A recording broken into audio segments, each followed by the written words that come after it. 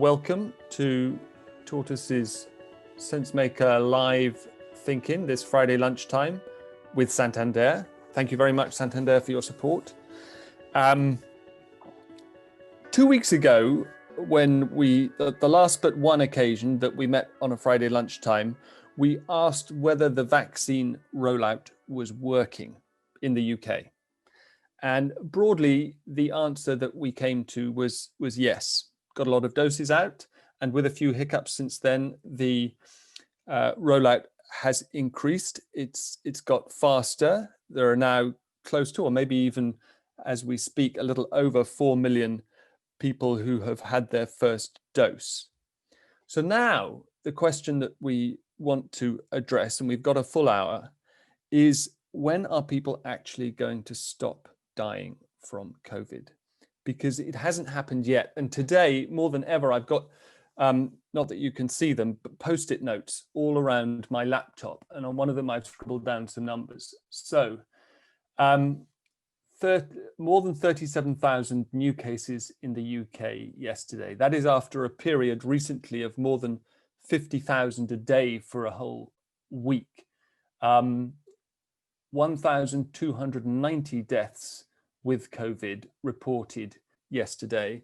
And that is at the end of a week in which on one day, the daily reported death toll was over 1,600, the highest at any point in the UK in the pandemic. And so we're asking this question, which I admit sounds a bit brutal and blunt: when are people going to stop dying from COVID? Because if the vaccination rollout is broadly going well and it's targeting the most vulnerable, the people who account for the overwhelming majority of hospitalisations and deaths, if it protects them, then as a layperson, and I think many people think like this, then surely soon, after a lag, hospitalisations and deaths should fall, and possibly fall rapidly. So it's I think probably a much more complex question than I'm making it sound. But the question is will they? And if so, when? And if they don't, then why not? What are the possible explanations? And also, if we've got time, I'd like to get into the discussion of who exactly is dying. We know that, for example, Black and ethnic minority people are at greater risk, but forgive me, the dog is barking in the background. My children do know that we're doing this, so I think he'll be brought under control soon.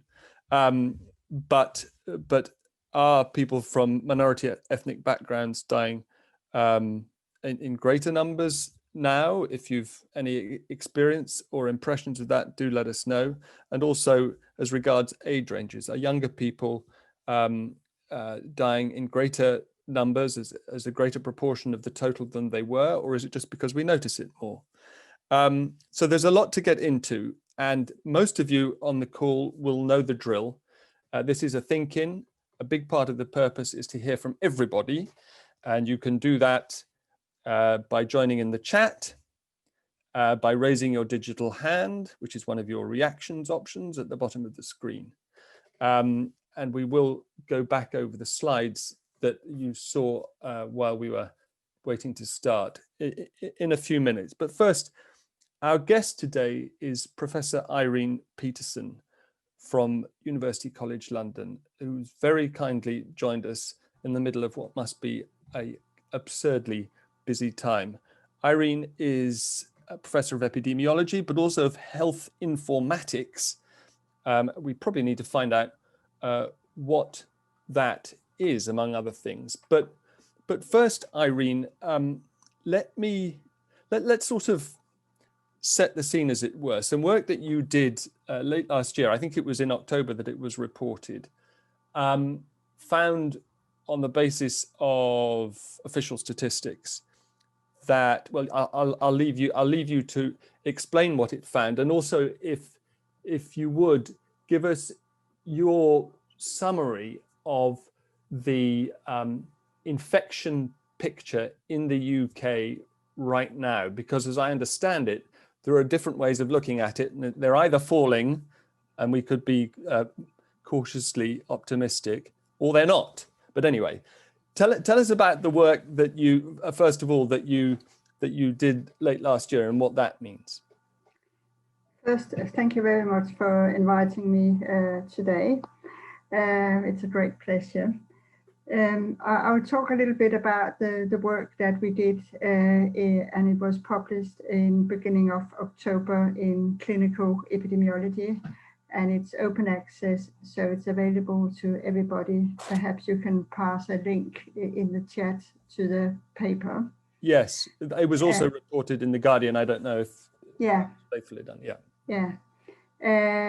So the study I did, I was looking at the ONS, so Office for National Statistics COVID survey for something else. And then I came across these data where they have asked everybody who took part in this survey. So it's a household survey, and it's representative of the UK.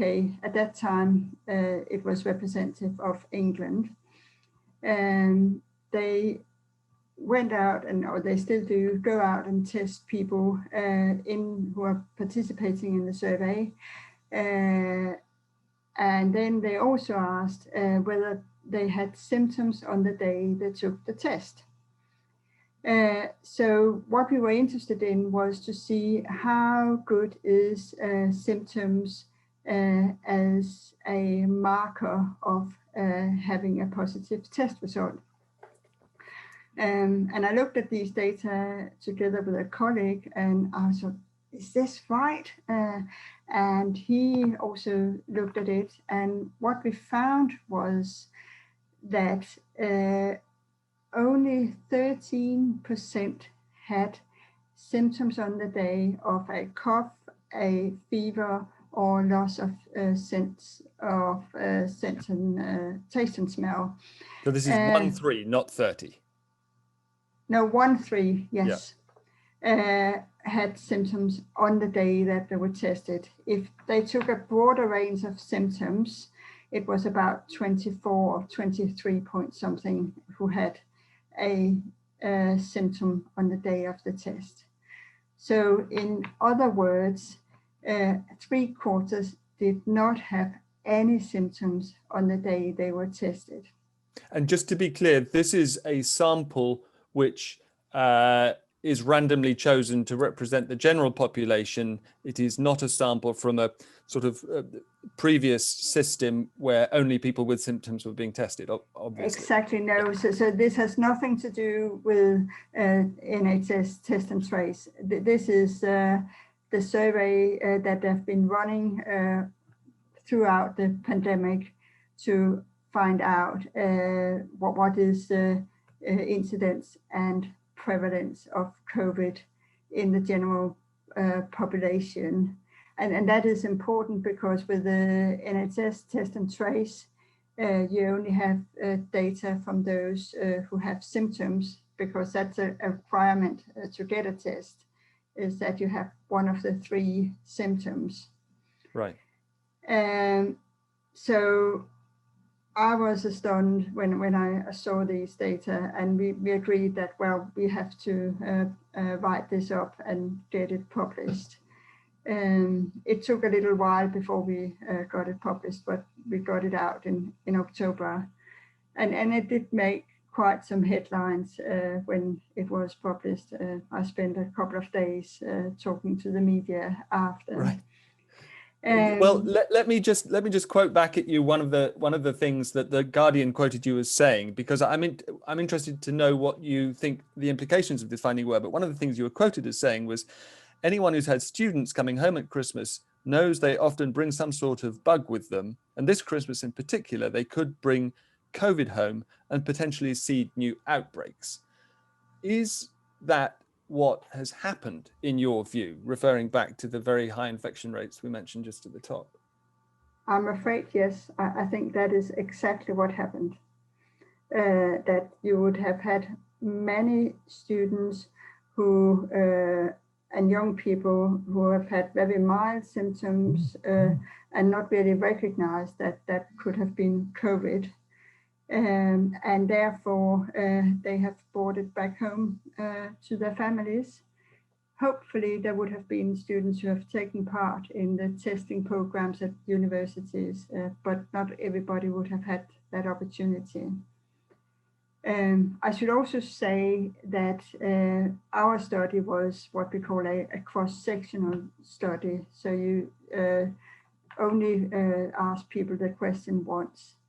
Some of the people in our study may well have developed symptoms later, or they may have had COVID without symptoms previously, but they would still test positive. So the number of people who never have any symptoms in other studies has suggested it's perhaps around 30% who never develop any kind of symptoms. And what is the implication of that for gauging as accurately as possible the level of infection now? Because before we get on to speculating about the effects of the vaccine on the death rate, I want to be as clear as possible about how widespread we think infection is now. I think it's much more widespread. And I think also, I mean, of course, the schools are, most of the kids are off school at the moment because of lockdown. But I think before that, it was much more widespread in schools. And we have seen also data now that teachers have had a higher infection rate than many other groups of the society.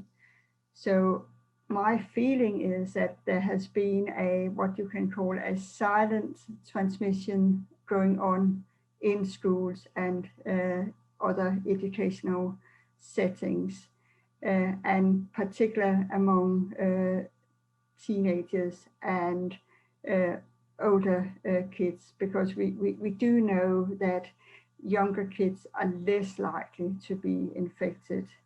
But when you get to teenagers and above, again, you can go in and have a look at the data from the ONS COVID-19 survey, and you can see that there was a rise in the infection rate in younger people right up to 25 years old. So what we are seeing is that we can't say, okay, it doesn't matter, we can just leave things in school fine, we don't need to worry about that. I think we do need to worry about schools and educational settings, and we do need to make sure that the infection rate is coming down as soon as possible, because we don't live in age boxes. Mm-hmm. We are a society where we integrate across all ages. So we have to control the pandemic, we have to control it in all age groups. Even if the younger people are not dying from it, we can't contain it in a certain age group. We don't live in age boxes. Too true. It reminds me of the closest we've ever come to a disagreeable argument in a thinking that I've been involved with the other day when we had Professor Sunetra Gupta on and Tom Whittell from the Times, and Tom chose to use a metaphor from swimming pools and people peeing in swimming pools. But the same point is made. We don't live in age boxes. Yes. There are some interesting questions already cropping up in the chat. And Mehdi, I want to come to you about herd immunity in a second. But first, you mentioned infection rates. I'm confused. This disparity that was high on the news list last night on the news at 10 between what I think is the Zoe number and the React 1 number, the study with the very big sample that indicated that contrary to what we all hoped, perhaps mid-Jan infection rates were not falling after all. What do you make of all that? It's difficult, isn't it? My fear is that we are not doing enough at the moment, and therefore the infection rates may not be falling enough. That there is still too many people in the mix in the society. So given that schools are closed, we're talking workplace. Workplaces, but also schools are much busier than they were in the spring. I think it's very important not to blame the individual. And it's about making decisions at high level in terms of what you are going to restrict. And possibly restrictions are not, unfortunately, not strong enough. And they will have to look into what other tools do we have in the toolbox to restrict it. And one of my suggestion would be really to ramp up testing and testing of asymptomatic people who don't have any symptoms, to make sure that any workplace where there are more than 2 people coming in, that they should be tested twice a week with the rapid flow test. That's the same as lateral flow, yes? Yeah, lateral flow test or rapid test, yeah. I think that way it would be a way to capture more infectious people. And also I think in the longer run, when we get to the spring, it will be a way to open our society up again. I mean, the thinking is that if everybody are tested, then the virus won't have many places to hide. Right. Since you've mentioned lateral flow tests, what is your answer to those who say that false negatives give a false sense of security and end up increasing infection rates? I've been looking at the numbers on this, and there are two things. First of all, there's a difference between lateral flow test and PCR test, because PCR tests are based on the way that so it's based on the RNA, so the genetic material from the virus, and you keep a lot of that genetic material in your body long after you have been infectious. Whereas with the lateral flow test, it captures you while you are or at the peak of your infection.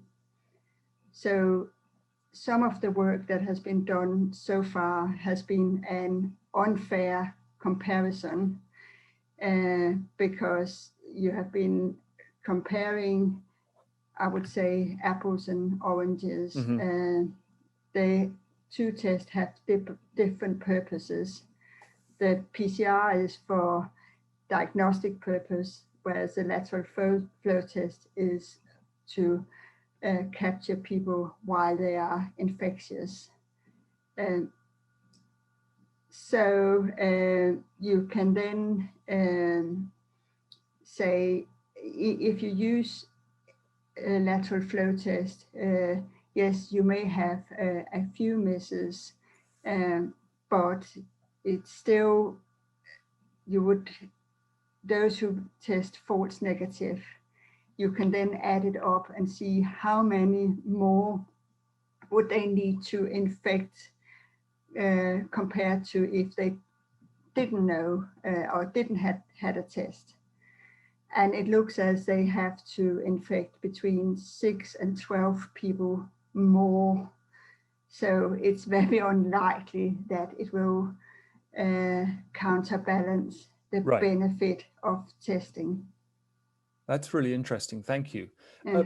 Before we move on first to the slides and then to the effect of vaccines, let me come to Mehdi Asgharieh. Welcome. He's a Tortoise regular, if we can, because I think your question is one that might be on a number of people's minds. Thank you, Giles. Thank you. Just wanted to ask Irene, on the basis of her analysis, whether we are approaching herd immunity and whether herd immunity is possible with the various mutations that we are observing, whether it is the Kent or the UK mutation, the Japanese mutation, or the Brazilian mutation. With all those in the basket, is the herd immunity at all possible any longer? I wish it was. I mean, I think, was it last week or beginning of this week, I saw estimates where they say it's only on average 12% who have had corona so far. So there is a very, very long way before we get to herd immunity. So in other words, 7 out of 8 haven't had the illness so far. So I don't think we are anywhere near herd immunity.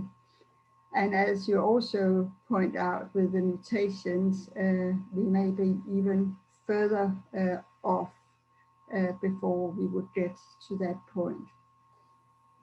Still, I think our overall aim is to try to get the number of infected in the community as low as possible that we can get.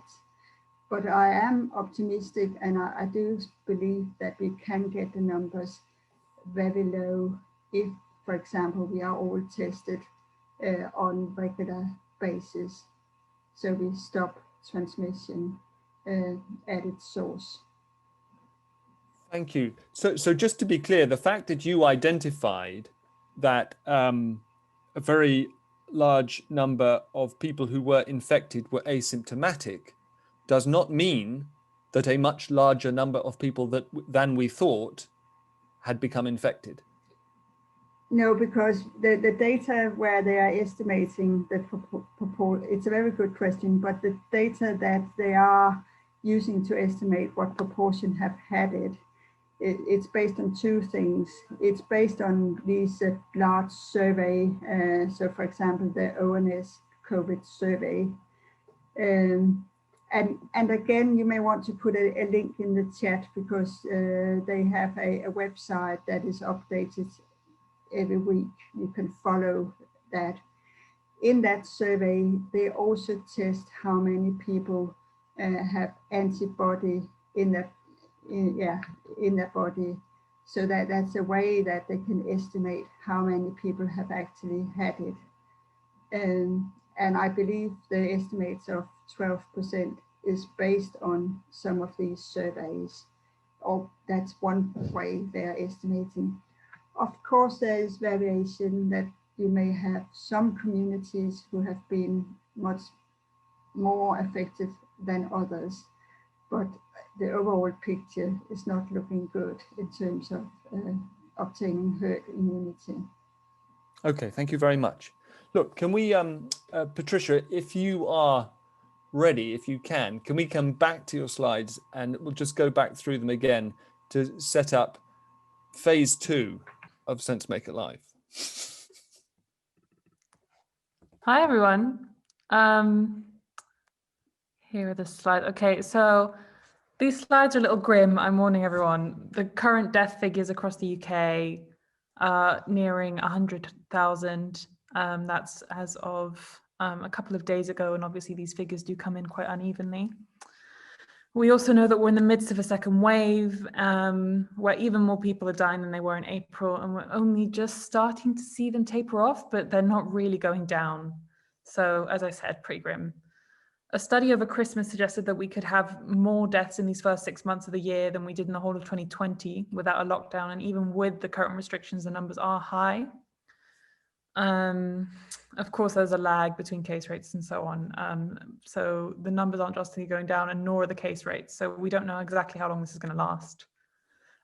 Just to go back to that slide for a thing, that when it comes to the deaths, we also know that the rate gets much higher the older the individual is. So over 70s, who represent the government's top 4 priority groups, make up 2/3 of all COVID deaths.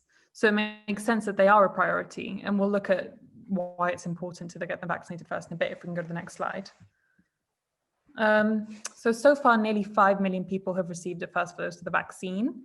That's up to the 20th of January, so yesterday's data should be coming in soon. I think we will cross that 5 million threshold. So the government releases an age breakdown on a weekly basis, so the data's slightly different, but we do have a sense of how they split it. It's at 47% for under 80s, so that's probably healthcare workers and other people, care home workers and so on, and then 40% or 42% for over 80s. So we have an indication of distribution, but of course, as was mentioned in the chat, the reports yesterday showing that that is quite uneven across the country. So in Gloucestershire, that's 84% of over 80s. They've already started bringing in the over 75s, but North East Essex, it's just 36%. London, obviously huge population, is also lagging behind. Next slide, please. So one thing that Giles and I were talking about yesterday is if we do vaccinate those priority groups, surely deaths should start to fall dramatically, because as we just seen, they represent such a huge part of the deaths. The government target is to offer the vaccine. I'm about to hit you with a lot of data, but they're about to offer they want to offer the vaccine, not actually vaccinate, but offer to 14.6 million people by the 15th of February, and that's just the first dose. So first question, will they actually meet that target? Everyone knows that's my favorite question. They're significantly ramping up rates. They had a 3-day bit of a lag over the weekend and Monday, but then they vaccinated 363,000 people on Tuesday. So if they keep up that rate every single day, then they could vaccinate a total of 13.7 million people, including the 5 million that have already been vaccinated. I know it can be a bit hard to keep up with these figures, but from my perspective, just to summarize, I think they will get close to the target. I'm not sure that they will get every single person by the 15th of February of those 47 million, but also every single person will not want to accept the vaccine. So they're doing well. Let's assume they do keep doing well. When will people actually be immune? Well, once again, it's really complicated because the government are only talking about that first dose. So according to Pfizer's data, the dose provides about 52% immunity. So that's if you have the participants who get COVID, about 52% of them will not show any symptoms. And that will take about 10 days to kick in. And then the government estimates a 12-week lag between doses. And after that, you'll get a second dose, and that would be 94 to 95% immunity, which is the number that everyone kind of throws around when they talk about Pfizer.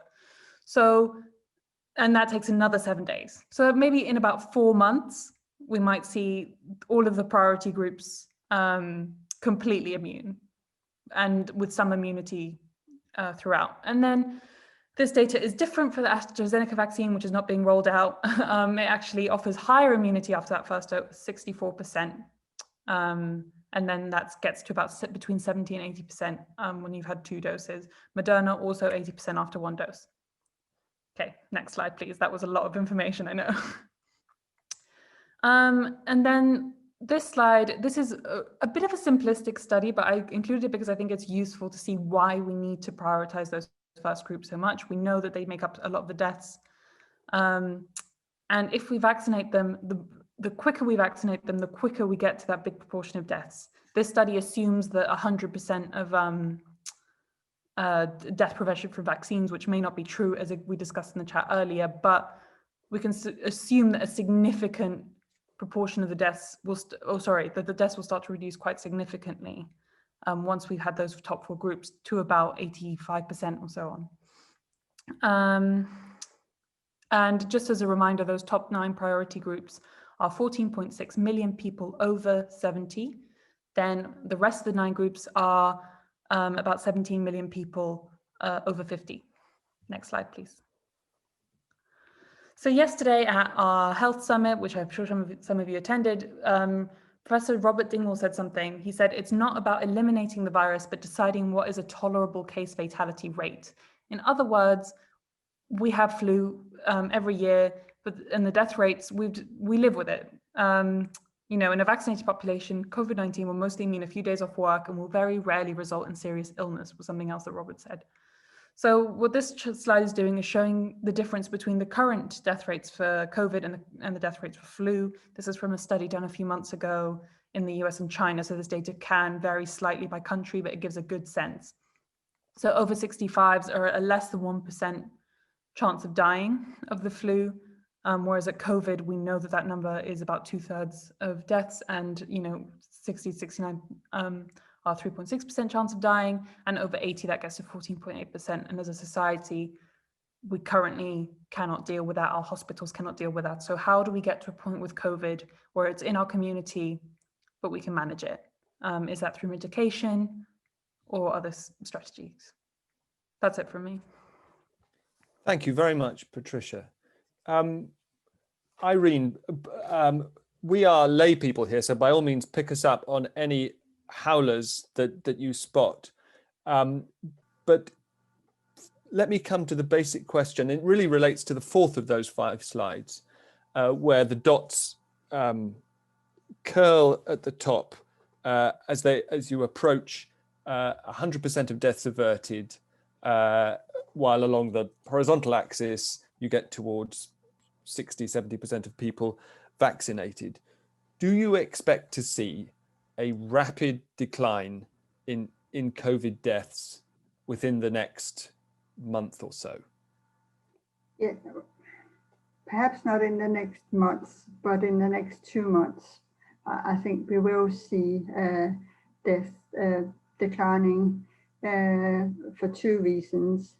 One is because of the vaccination, but also hopefully we are going to get this epidemic under control.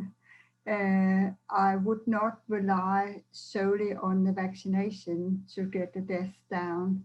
We also really, really need to do all we can to get the amount of disease down, because that will be the best way, or a combination of the two would be to reduce the number of deaths.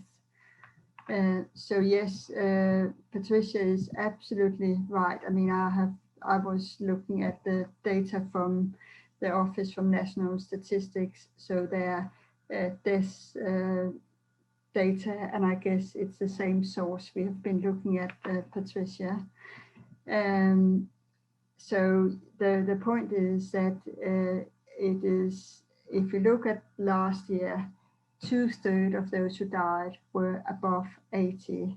So yes, we should get them vaccinated.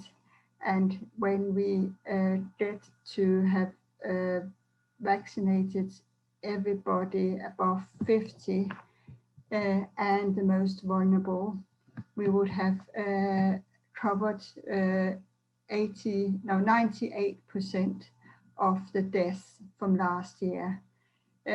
So it makes completely sense to me that the priority that they have put in terms of who should have the vaccines first, because that will substantially reduce the number of deaths. Okay. And you say, but you said at the top there, I wouldn't rely solely on vaccination. What are the main reasons for that, apart from vaccine hesitancy and the fact that there are some people who will not take it? There are 2 things. It's not only about life and death. And those of you who have had COVID or know people who have had COVID, they will know it's not just another flu. It is an awful illness. Several of my colleagues are having it now. GPs who have been off work for weeks, and they're still not feeling very well. So it is a serious illness, and you really don't want it if you can avoid it. And the other thing is also, somebody says, I have got long COVID, it is horrendous. I believe you. But also, as come up, is the mutations. And the more people the more individuals who have COVID, the more chance we give the virus to mutate. So that's another reason why we should do everything we can to get the numbers of infected people down to a minimum. And I would say I probably disagree with Professor Dingwall about accepting having COVID around in our community. I would think that the best we can do is to try to get it down to as low level as possible. I think the experiments we have done over the last year have demonstrated having it lingering around at a certain level, it doesn't really work. We just need to get it so low that the chances that you are going to catch this when you are on the bus or when you are on public transport is very, very little, and likewise when you are at work or at school. But just for the sake of argument there, Irene, if you have got those every possible vulnerable category vaccinated, sort of shielded chemically, as it were, and all the over 70s, perhaps all the over 50s, and then you do rely on the vaccine rather than other measures to control the virus, what isn't that a good recipe for letting the virus run through those who are less vulnerable and reaching herd immunity there? I don't think it's a solution. And first of all, there are still young people dying. Mm-hmm. I know it's a very small proportion, but again, last year there were, for example, 788 people aged between 45 and 49 who died. And I could give the numbers for some of the other age categories. And these are unnecessary deaths. We don't need them. But also, again, I think it's not just about the death. It's also about as people say, it's not a nice disease. We should do what we can to avoid it. And then the other thing we haven't touched on is, one thing is that we will offer the vaccination to these groups, but we also already know by now that the uptake varies a lot. And that means that those who are unvaccinated, they are still at risk. And we do see that with other infectious diseases. For example, with measles, we regularly see big measles outbreaks because people haven't been vaccinated. So that will be the next push, is to get people to take the vaccine and understand the importance of being vaccinated.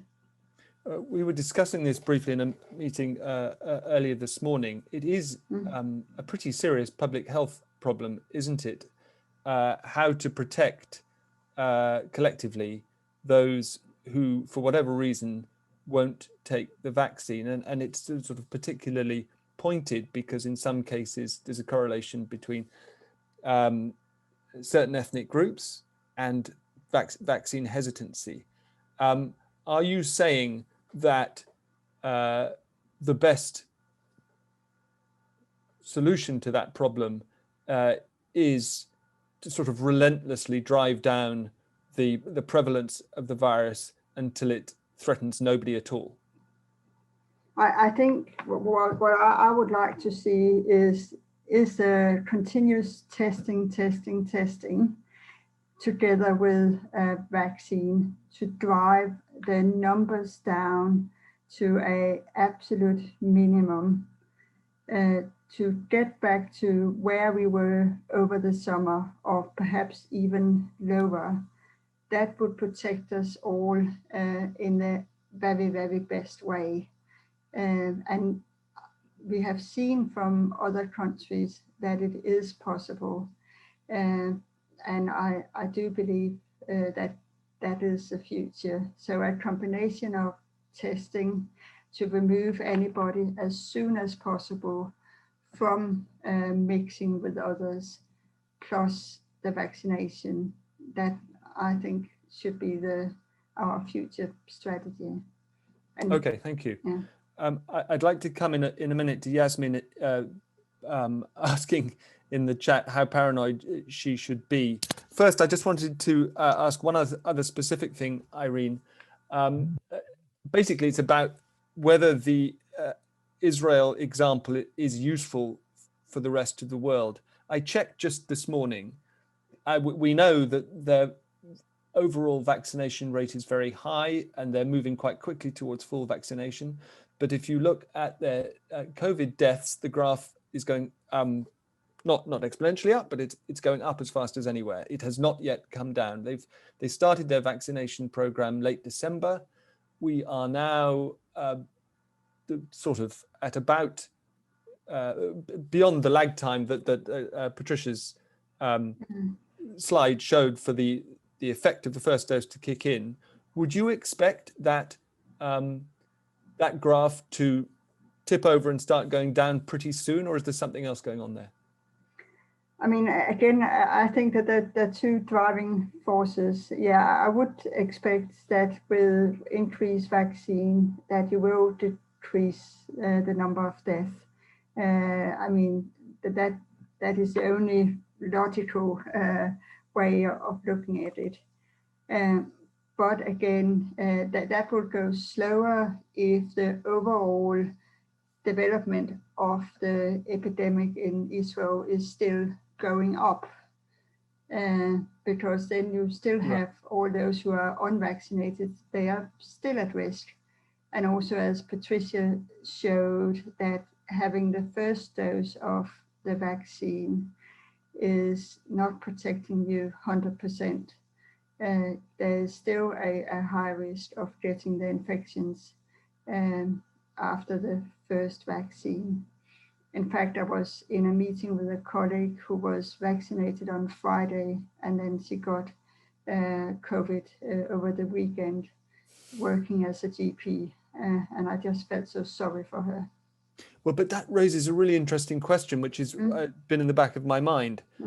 Would you expect her to have a less severe bout with the virus as a result of the vaccine, or are they too close together? It's probably difficult to say in her, I mean, that particular circumstances, but I think that the theory is that you would have some protection already with the first one, but the question is when does that kick in, and I'm not an expert on that. Right. Okay. Yeah. Can we come to Yasmin and your point about paranoia, if you'd like to flesh it out, as it were? Sure. Thanks, Giles. I think this is a sort of a broader question that I've had throughout the pandemic, and it seems to be getting more urgent, which is trying to gauge realistically how paranoid I should be, or what level of caution or responsibility I should be taking if the government isn't necessarily going to mandate things like mask wearing outside, or the restrictions keep changing and mutating, etc. How do we then personally gauge the amount of risk that is appropriate to take? I think this is something that I haven't been able to manage for myself, and so therefore I overcorrect. But that's not good for my mental health. And I wonder at what point we sort of make a decision about how we personally ease our restrictions, because it seems that, yes, we have more answers than we did in March, but it's not 100% clear what to do about that. And I'm not an expert. I'm very willing to say that, but I still don't feel like I have clarity over at what point I should change my behavior. I think you describe a dilemma that we all have, and that it is very it is hard, and also because it's going on for so long. If I can add something, actually, I think the other challenge is friends and family who have different risk tolerances, if we're going to call it like that, and managing the ability to have a conversation with someone who sort of says, well, I'm willing to take this risk and I want to have, I want to have people over, I want to act in this particular way. And the fact that I think because we're all forced to make individual choices, and we're all in different, like if I can't work because I'm ill, I don't have any income, right? But and that's different for different people. So I think that's also something that I'm seeing happening more and more as the pandemic continues. Yeah, I mean, for me, I've been through the same thought process. And I think for me, the important point is that there are two things. One is that I'm a bit older than you, so my risk of dying is greater, but I still feel fairly confident that I probably would survive if I got COVID. I find it scary when the hospitals are full, because I don't feel that safety net is there anymore for me. And that's one thing I take into consideration right at the moment, that I feel I have to be extra cautious, not just about COVID, but about everything I do in life, because that safety net doesn't exist at the moment. And I guess many people have that feeling in the same way. The other thing I look at is what is the background risk. So how many people when I walk on the street, or how many people actually are infected. So for example, over the summer, I felt that I could do more because the background risk was very low. So the chance that I would bump into somebody or any one of my friends or close connection actually was ill was very low. At the moment, it's really, really high. And therefore, I don't have much contact with any apart from my close family. But I think that's something that is good to look at. And then I think that there's a third aspect, is this is not just about your risk or your chance of a positive outcome of being ill. And I think that is what is different from other times where you make a decision about risk. So for example, it's a bit the same as when you are pregnant, you have to make a decision about whether you're taking a certain medication or not, because it's not just about your own health, it's also about somebody else's health. And I think that's where it becomes difficult when we talk about infectious diseases, that we have to think wider. Thank you. Thank you. Yes, I do relate, Yasmin, not from exactly the same perspective, but as the parent of one kid who just has to go out, and the only solution in the end is to pack him off back to university. Anyway, before we run out of time, I want to invite Nico MacDonald to expand on your point about, well, I think sort of built-in bias of epidemiologists in a sense, and see if Irene would like to respond to that. And then I would also like to come to Pauline, who's made an interesting point in the chat about Africa and other developing countries. But Nico, over to you. I mean, to be honest, I was more trying to praise you for asking a difficult question in the chat without being too sycophantic. Go ahead. Flattery will get you everywhere, but we'll see. Are you actually suggesting to Irene that an overemphasis on infection rate and bringing it down is monomania that doesn't take account of the big picture? Well, I am. I mean, I thought her point about trying to bring down the rate so that the rate of mutation is lowered as well. I haven't heard that point before, and that did seem significant. I think the idea of trying to get any virus to a very low level seems to be very optimistic, particularly in a country like the UK. But I think my more general point, and this has been an emphasis in the whole of the COVID experience and before, in fact, is the focus on the science with a capital T and a capital S, and the idea that the only thing that counts is defeating, inverted commas, the virus and reducing hospitalisations, infections, deaths, and so on. And of course, we know, and we're hearing more and more about all the externalities and the consequences of that. And I think that anyone who's an expert, and I've got huge respect for Irene based on what she said, they're an expert in one thing and they're not an expert in the overall flourishing of society, for want of a better term. And that's the job of politicians and our leaders, to weigh up all those things, many of which are not able to be counted and which they won't be held accountable for, but they are very important.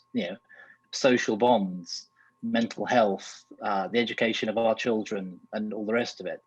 And I don't expect anyone who is an expert in one area to be able to do that. That's not their job. It's the job of our political leaders and ourselves as citizens to do that. And I think, like they say, a woman with a hammer will always see nails. An epidemiologist will always see, how do we reduce the rate of infection? But that's not the only thing that we should be considering. And we have to accept there is a price to anything we do. And there's a price to not reducing infection, and there's a price to reducing infection. So I just think we should be respectful of experts. But as Churchill said, they should be on tap, but not on top. They should not be shaping our conversation, they should be informing it.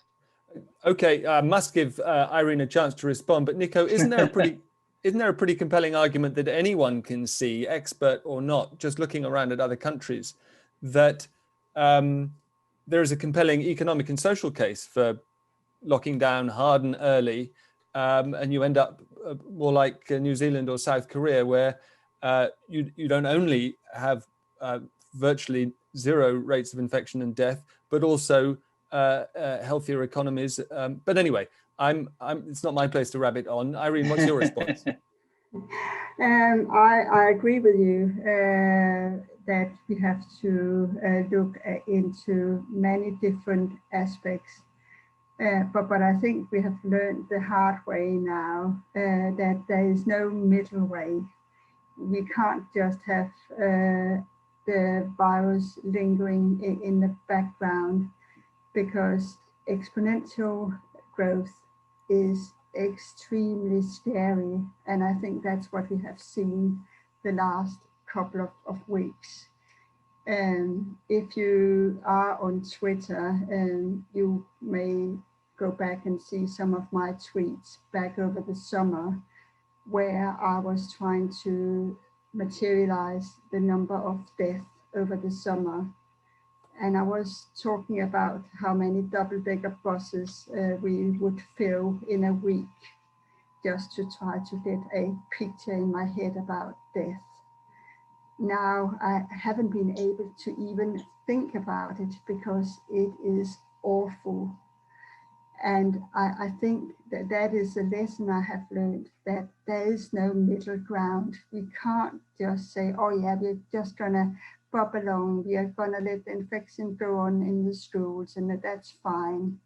I think exactly the lessons we have learned right now is that we can't just put young kids in a box and keep them to themselves. It does have an impact on all of us and our life. And I tell you, I'm fed up with lockdown. I'm fed up with restrictions and not being able to travel, not to see the ones I love. But I also think there is an end to this, and we are moving in the right direction in terms of being vaccinated and in terms of hopefully also get mass testing rolled out on a much bigger scale. That will help us to get to where we want to be and have our life back again. Thank you. Let's come quickly Thank to you. Pauline. Is it Lycett Jones? Forgive me if I've mispronounced your surname. Making a point about Africa. Hold on. There you go. Yeah, it's I get regular communications with people I used to work with in Uganda, and when this started, one of the things that amazed me was I was waiting for there to be a big whoosh in terms of you know, deaths, infections, and so on. So I have adult braces in at the moment. I'm sort of spluttering everywhere. But that has never happened. Now, I know that there are issues that relate to collection of data, and I know that the way in which the kind of lockdown happened there was really quite brutal. But I think I'm just very surprised that we don't make more of why some things haven't happened in places which are not Europe. You know, I think, you know, if there are some lessons to learn, maybe we should learn them. Maybe it's a simple thing, which is you're not going to find so many over 80s. But, you know, I just find it weird that the conversation about how we could learn and understand about this is located largely in Europe, Australia, the USA, New Zealand, you know? And I think we might need to learn some more global lessons in what we incorporate into the narrative. That's all. You know, I'm just as scared as everybody else. I haven't seen my son and his family who live in Wales since, well, the beginning of last year, and I'm fed up with it. But I also know that somewhere which I would have thought would have been ravaged by it is not. I think there are only about 300 deaths so far across the whole of Uganda. That's all. That's it. It's a very good point, and the per capita death rates in many African countries are stunningly low. What's the main lesson that we should derive from that, Irene? I mean, I think you're right, Pauline, that first of all, we are not, I don't know exactly about how good the data collection is. I may be wrong, but my guess is that a lot of people may have had COVID, but not been in the statistics because they haven't been tested. And I also think that the age structure is probably one very, very good reason to why we see it different, that there may be much fewer people over 80s in large parts of Africa. And then finally, but I'm no expert on this, but I have seen people saying that there might be some cross immunity from other infectious illnesses. But I'm not an expert in that, so I don't want to try to be clever on that. Thank you. It's 2:00. One more question, because we really haven't had a discussion about sort of the breakdown of who is dying in the UK. But you did say before we started that you looked that you didn't feel ready to talk about the breakdown in terms of ethnicity, but in terms of age range. You've looked at the data, and what has it told you? Yeah, so I think it was last week that BBC asked me to comment on the question about age and whether there are more young people dying now than there was versus in the first wave. So I did compare the proportion of who died in April, May, October, November, December by age.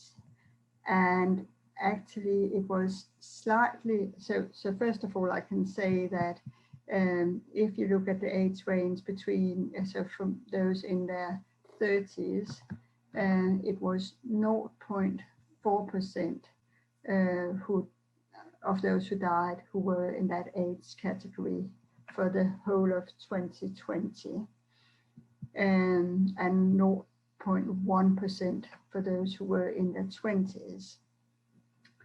If we just look at those who are 30 to 34, in the last 3 months, it's been about 0.2%.